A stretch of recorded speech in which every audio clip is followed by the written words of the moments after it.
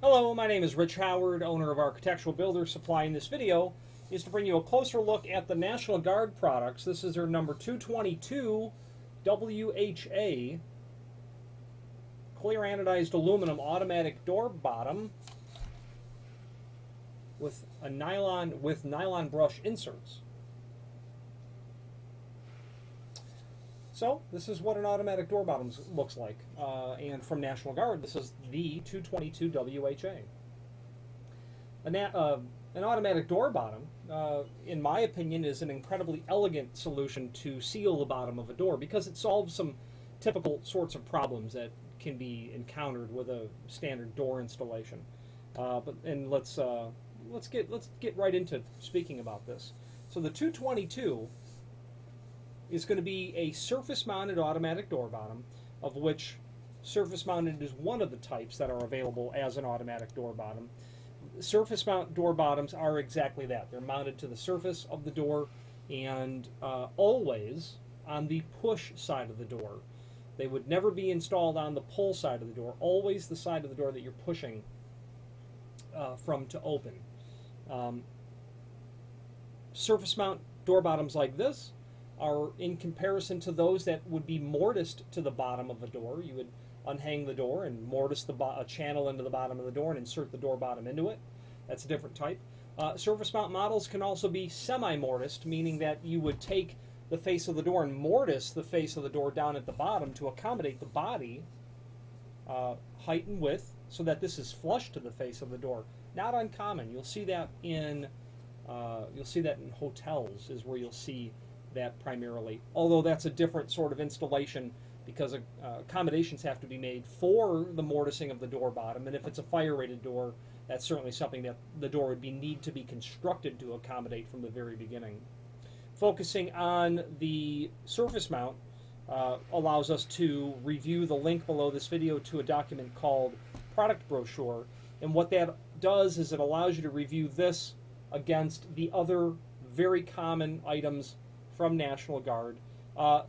Really what's on that page are references to not only different finishes, A for clear anodized aluminum, DKB for a dark bronze anodized, B is there as well because some of these are available in a solid architectural bronze outer shell or casing to the automatic door bottom. There are models that are even stainless steel. Those are down in the lower right-hand corner, and those are also fairly common. Then there's references to different insert materials. You can do a silicone, you can do a neoprene, you can do the WH. That's going to give you the nylon brush. Silicone is good. It's a very high-performance sort of material that compresses very well. Neoprene is it's called open cell neoprene because it's sponge-like, but that material is also very common for an exterior application, good long-term durable material. Now bristle is very typical when you have an irregular floor surface, meaning you might have a craggy sort of sill or something that's got lots of pits, whereas something fairly, well, compared to bristle, would be less able to fill in all of those very small little irregularities in a sill or a threshold. If you've got a fluted top threshold, you might need a bristle to get down into all of the little peaks and valleys that it will encounter, whereas silicone or neoprene will just sit flat onto that irregular surface and you hope for the best. So people will like nylon brush as a result of that. Okay. All of these door bottoms are intended to be used with a threshold. Nylon brush, again, is recommended for installations where you don't have a threshold or where you have an irregular surface such as carpet. Specify the exact net length when ordering to avoid field sizing. We're going to talk about that in a moment. These are available in sizes. We've got them or are in the process of having them in the site in sizes generally from about 18-inch out to 60-inch. In about 2-inch increments. That it is unlikely that any of those stock sizes, or not stock, they're all made to order, but any of those listed sizes would work for you. We'll talk more about that in a moment. And if you would like to discuss the semi-mortising or the mortise models of these models, or the mortise type that are intended to go into the inverted bottom channel of a steel door, please feel free to reach out to us. We'll discuss those. Now, there are extended items listed in the extended description below this video, which gives you an overview. Several UL listings, air infiltration tested, ANSI and BHMA certified. Gives you also an image below this video to the which will show you the dimensional properties of the item. 2 and 3/32, so basically 2 1/8 tall. Just shy on that. Thickness of the channel, they've got it at 11/16. That is indeed the case. Okay. Now, the inherent question always becomes, what is the drop that is permissible with this sort of item? And the link below this video to the installation instructions is where we go to next to discover all of that data. And that information is generally, as a rule, included with your hardware, where you can review that as well. The maximum drop on this is 1 inch. Before we get to the installation instructions, let's talk why the automatic door bottoms are elegant. Well, they're used very often in residential applications. They're used as often in commercial application, regardless of really where they're used. What is nice about them, what I like about them, and what I feel makes them elegant is the fact that they're kind of smart technology, meaning that they only seal when the door is closed. But when the door is closed, it drops down and seals. Now, the dropping down aspect of an automatic door bottom is smart because you are not dragging a seal against a floor, whether it be a highly polished wood floor, some sort of masonry product floor, carpeting, a rug that you might have behind the door, a kid's shoe that's been left there. You know, you've got that door bottom that might be stapled to the bottom of your door when it comes from the factory. Shoe is left back there, you push the door open, and by the time you realize you're on top of a shoe, the damage might be done because the vinyl, those final fins that are on those typical door bottoms, they're easy to tear. And you have that sort of scenario, you've got 1 or 2 years before that'll fail. So I like these because they're tucked up into the housing when the door is open. Okay, we'll talk about how that's accomplished. There are instances by which you might have a exterior door on a building, on a commercial building, and in the wintertime, when you open that door, you get to about 85 degrees, and the door is hitting the concrete slab because it's lifted up in the winter because of all the moisture that's down there freezes. Things kind of expand and move up a little bit. But in the summertime, it's okay. So what you don't want to do is modify the door to account for the winter conditions, and then you have a very irregular door in the summer conditions. Automatic door bottom solves that in the sense that you might get the door out to 85 degrees. You might mitigate the problem of it actually scraping, but any door sweep that you have on there will certainly not survive. Whereas an automatic door bottom, once the problem of the door itself hitting the ground is mitigated, that door bottom can handle the sealing of the job because it's going to work only in the closed position. So that's intelligent as well. These are also very long-lasting pieces of hardware because there's no friction of the seal material going across the floor constantly. So that's also smart as well. Now, a little product review before we get into the installation. You'll notice this end. You just take a mental picture of this end. You see you've got that U-shaped channel that's there. You've got this, in particular, item sticking out of the end. You got your 2 runs of bristle here. Now, you'll notice on the other side, it looks different. That in primarily what's happening is that bolt is not there. Now, this bolt is always, and without exception, the hinge side of the door. You attach this automatic door bottom to the bottom of your door, where this is at the hinge side. What happens is, when this is attached, and we're going to get to the sizing in the installation aspect, when this is attached to the door and the door comes into the closed position, this bolt is projecting out of the edge of the unit, as you can see.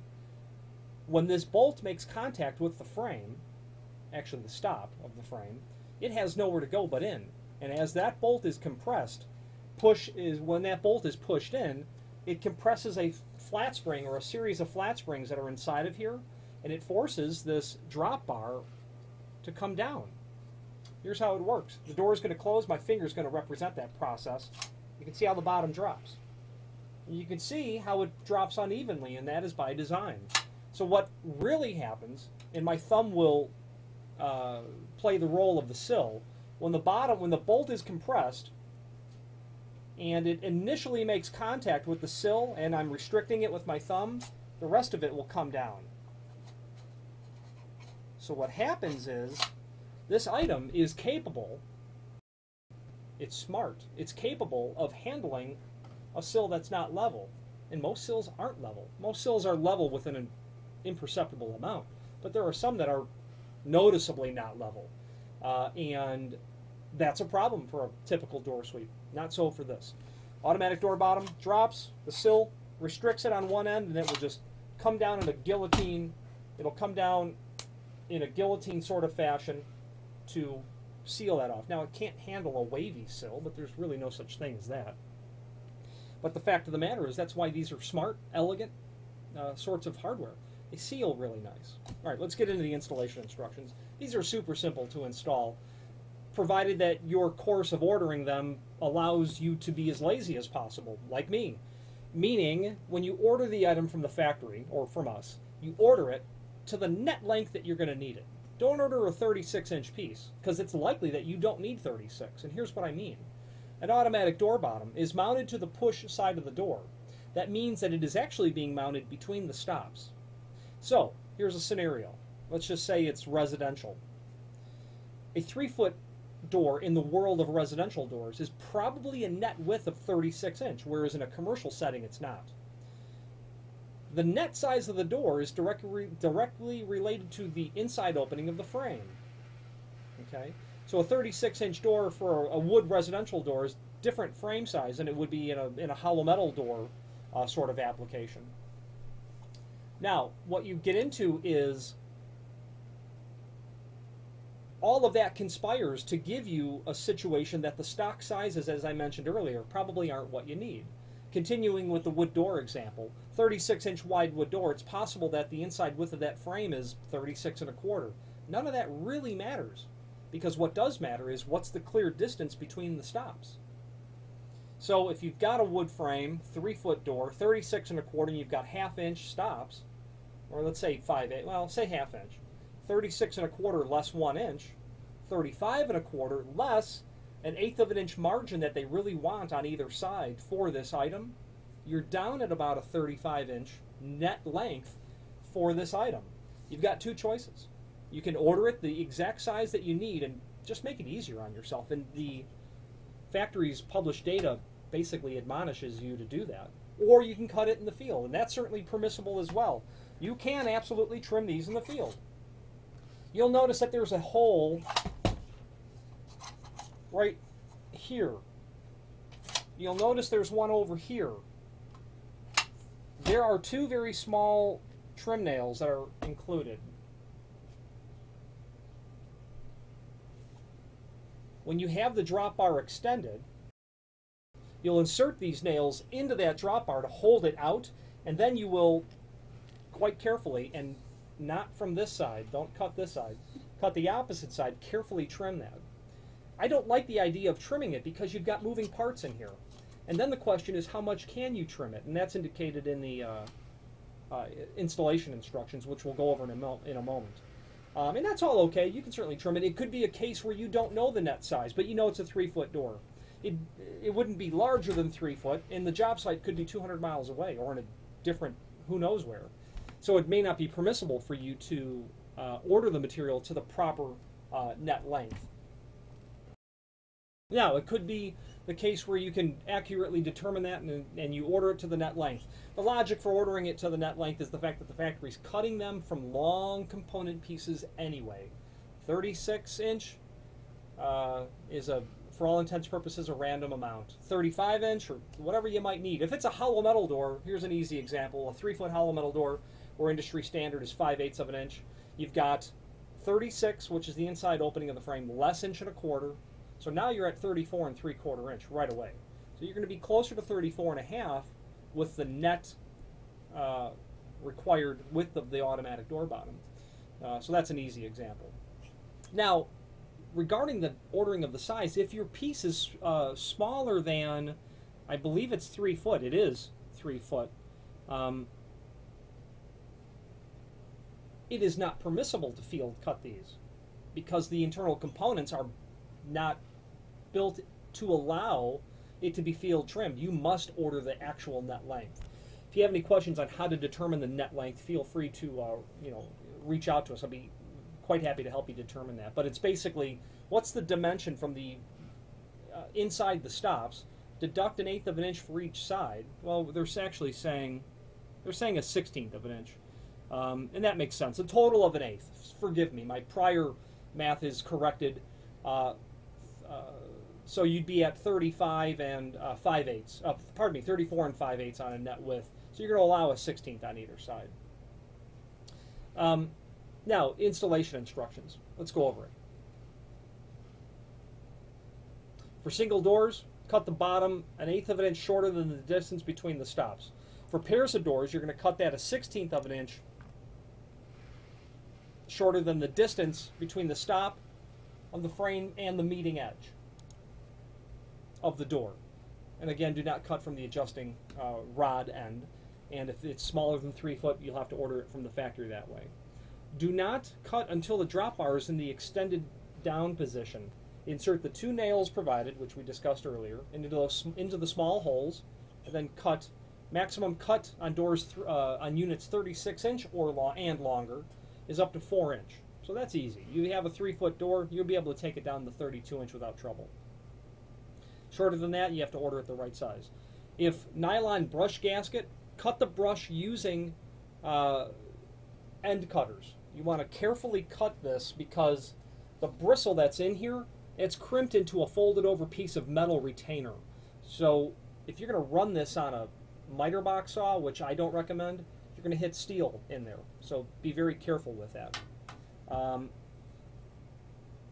If bristles are not secure after you cut it, use a drop of adhesive to secure the brush. Right at the end when you trim it, if you've got any tearing out or any flaking or any ability for it to continue to fall out, mitigate that problem. With the door in the closed position on the push side of the door with the adjusting rod towards the hinge edge, align the bottom of the case flush with the bottom of the door, and again allow a 1/16 of an inch clearance on each side. Drill your pilot holes for the screws, and you've got screws that are included. There are holes drilled for attaching it. This is a non-handed unit and can be used either left hand or right hand. Install with the screws provided. Do not over tighten them because you don't want to crush the casing down because you'll restrict its ability to drop. Now, when you've got it secured and when you have it attached to the door and before you test it, turn that clockwise. Draw that bar in. Turning it clockwise will bring it in. You can see it sticks out less. Again, the amount of projection is related to the amount of drop. Turn it in, and then after you get it installed, begin to test the drop. Turn it out counterclockwise such that you have complete coverage across the entire sill, but not so much that the drop bar is being forced to push against the sill threshold. Because what you want is as soon as the door begins to open, the channel will begin to be retracted. If you've got an undue amount of pressure on those springs inside of there, the door has to get substantially open before it will start to come back into the housing. That allows that channel to be loose inside of there and to be dragged across the floor. So test it conservatively, make contact, and then stop at that point. More is bad in this case. Maximum drop, 1 inch. That's higher than average. Most door bottoms are 3/4 inch. This is 1 inch. Now, you'll have a package of some hardware. You're going to have 2 L brackets. Obviously, the one with the holes are going to go where the bolt is, and it's got 2 holes because that makes it non-handed. And it's going to install just like that. You'll have one with the holes, then you'll have the other for the other side. And they just surface mount to the face of the door, and screws are provided for that purpose. Other than that, the final thing you're going to get will be this rectangular piece of aluminum. This, if you have a wood frame, and it is indeed the last step in the installation instructions, you'll attach it to the wood frame so that every time the bar makes contact with the frame, the drop bar, you don't over time create a divot in the wood frame. So this will prevent that, and you'll certainly want to install it. That blue is just a peel-away protective film. So I believe for all of those reasons, automatic door bottoms are quite elegant. They're very long-lasting. Now there's one negative, and I only mention it because in my 2+ decades of selling these, one person said, you know, those are kind of loud. Well, it's true. They do make a sound when they retract. That's because that drop bar is hitting that housing. I never really considered it a problem myself, but I mention it only because it has been mentioned on one, maybe two occasions. There are models that National Guard can help to deaden that sound because they'll change the design and give you a piece of material in there so that the clanking doesn't occur, a piece of rubberized material. Minor issue. If there's one Achilles heel to the automatic door bottom in the imagination of one person out of 10,000, that would be it. I think they're a great solution. I suggest that you consider them.